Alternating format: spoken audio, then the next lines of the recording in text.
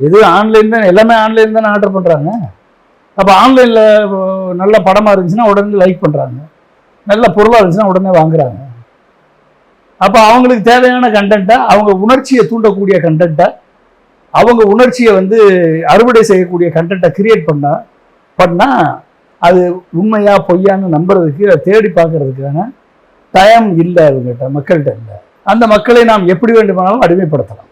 இங்கே வந்து நல்லது செஞ்சு ஓட்டு வாங்க முடியாது, வளர்ச்சி திட்டங்களை சொல்லி ஓட்டு வாங்க முடியாது, உரிமைகளை சொல்லி ஓட்டு வாங்க முடியாது. உணர்ச்சியை தூண்டி ஓட்டு வாங்கலான்றது நிரூபிக்கப்பட்டிருக்கு. அப்போ மக்கள் ஏமாந்து போடக்கூடிய மக்கள் என்ன பண்ண முடியும்? அதிமுக வேணாம், திமுக வேணாம், எங்களுக்கு புது ரட்சகர் வந்துட்டாரு, அந்த ரட்சகர் ஓட்டு கேட்காமே நாங்கள் ஓட்டு போடுவோம், ரட்சகர் வாக்கு கேட்காமே நாங்கள் வந்து வாக்களிப்போம் அப்படின்னா எதை பார்த்து வாக்களிச்சிருக்காங்க? சோசியல் மீடியா பார்த்து தான் வாக்களிச்சிருக்காங்க.